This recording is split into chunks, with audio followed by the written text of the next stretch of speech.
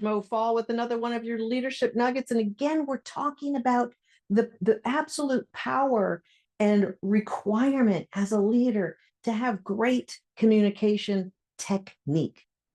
Some people think that great communicators are born. And while there may be a few people on this planet who were born with some natural inclination for communicating well, most great communicators have learned a thing or two along the way. They've made mistakes and they've made the corrections. One of the things you're always going to hear about great communication, and by the way, some of the foundations of communication actually come out of the sales industry. On this video, we're going to talk about how storytelling is the best for influence and impact. As they say, facts tell, stories sell and transform. Storytelling is a big component of connecting with your audience, whether it's a one-on-one or a bigger group. Now, I don't mean telling a story. I mean using storytelling technique. And when you're telling the story, either the topic you're advancing or you are the heroine of the story.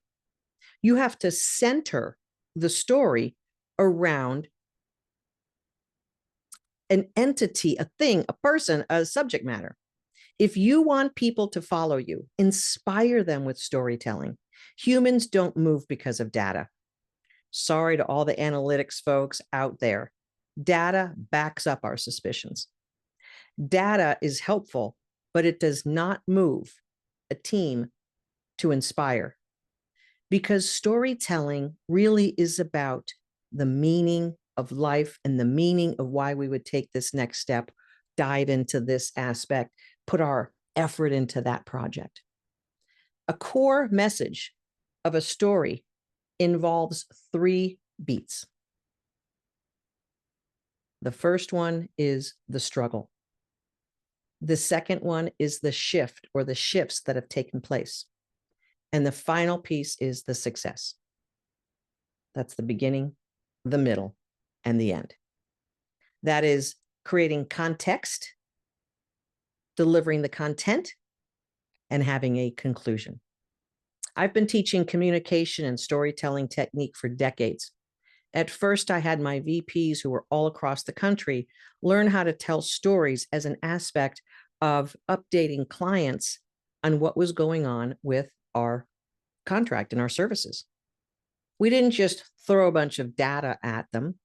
We rolled it into, here's the struggle that we were facing, here's the shifts that we made, and here's the successes that we had. It's simply a 3-part version of saying, hey, we're making great progress on this KPI. That's not really going to move people. What's going to move people is when we first started the month, we had a really horrible performance in orders returned. And what we did was this, and this. And now our order to return went from 25% to 10%. We're going to continue to make shifts as we can along the way. But as you know, when you make that big leap of a shift, those next few are incremental and tiny little things that we need to move. We're committed to that, though. So we have a struggle, a shift, and a success. You can remember that, right? So our main points here are sharing a specific moment, not a vague memory, making yourself relatable.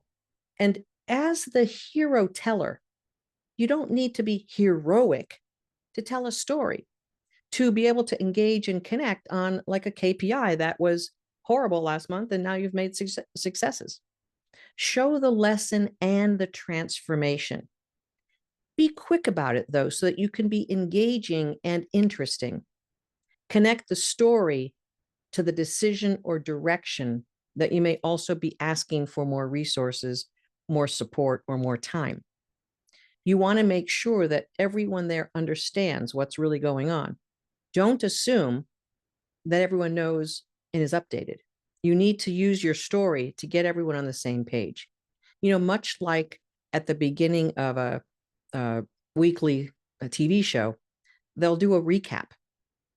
And you might breeze through the recap because you remember you've been watching the show, you're super engaged, and you just want to watch the new show. Or you may be like, it's been a couple of weeks since I've seen this show. Let me watch the recap. So your ability to use storytelling is like a recap so that everyone gets on the same page and you're using engaging, expressive, psychologically positive storytelling techniques. Here's another example. I once led a project I had no business leading, but I said yes. I stumbled, I learned, and here's the lesson we can use right now. Again, it's that three-part structure: the struggle, the shift, the success. Your stories become someone else's permission slip, and your stories allow doors to open for opportunities, not only for yourself, but for your team to advance in resources, time, visibility, etc. Next time, use story technique to advance what you want to say and to be more engaging and relatable. Let me know how it goes. Comment below, and I'll see you on the next video. This is Mo Faul, mofaul.com.